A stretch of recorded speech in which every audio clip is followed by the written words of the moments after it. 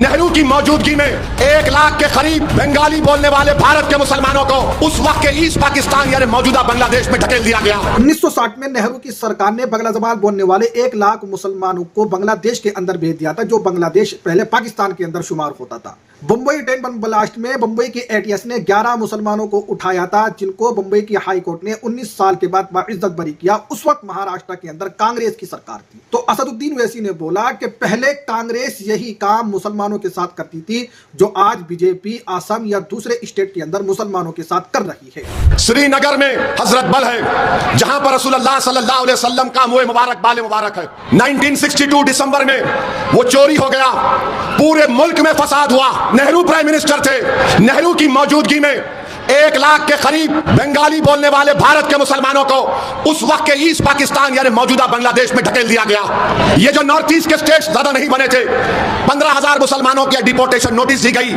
या उनको ईस्ट पाकिस्तान में ढकेल दिया गया। आज नरेंद्र मोदी वही पॉलिसी को लेकर चल रहे हैं, जो दिखता मुसलमान बांग्लादेशी बोल दो उसको।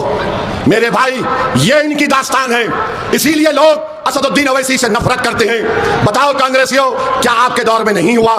आज तुम धुलिया में अपने उम्मीदवार उतारकर बड़ा समझ रहे हो कि नहीं नहीं हम कांग्रेस पार्टी है। अरे चुल्लू भर पानी में डूब मरो तुम लोग। मुंबई शहर में ट्रेन का ब्लास्ट हुआ, 185 लोग मारे गए, भारत के नागरिक।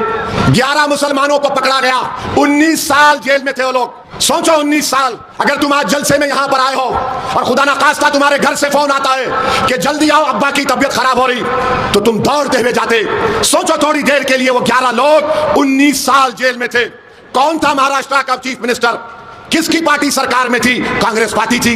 19 साल हाईकोर्ट ने कहा ये तमाम 11 लोग बेकसूर हैं। मरने वालों के परिवार को नहीं मालूम कि किसने मेरे भाई बेटे को मारा। जिसको जेल में डाला गया उनके परिवार को नहीं मालूम मेरे बेटे को क्यों जेल में रखा गया। उसमें से एक अंसारी था जो जेल में ही मर गया, उसको यह खुशखबरी नहीं मिली कि उसको कोर्ट ने बरी कर दिया। सुनो अंसारी भाइयों, ये सच्चाई को बयान कर रहा हूं मैं तुम्हारे सामने। और फिर दारुसलाम को मेरे पास मिलने एक शख्स आए थे जो 19 साल जेल में थे। उन्होंने लाकर अपनी बेटी को मिलाया और कहा कि ओवैसी भाई, ये मेरी बच्ची मेरी बीवी के गोद में थी जब मैं जेल को चला गया। आज मैं बाहर निकला तो मेरी बच्ची जवान हो गई। ये इनके कारनामे हैं, ये इनकी हकीकत है। मालेगांव में बम ब्लास्ट हुआ, 2 बम ब्लास्ट हुए। मरने वाले पूछ रहे हैं कि किसने मारा। जेल को चले गए, नाखूने पकड़ कर मुंबई के एटीएस उनके नाखून निकालती थी हाथ और पैर से।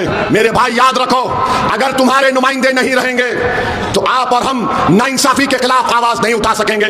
नाइंसाफी के खिलाफ आवाज उठाने के लिए भारत का संविधान आपको इस बात की इजाजत देता है कि आप अपने वोट से अपने पसंद के उम्मीदवारों को कामयाब करिए।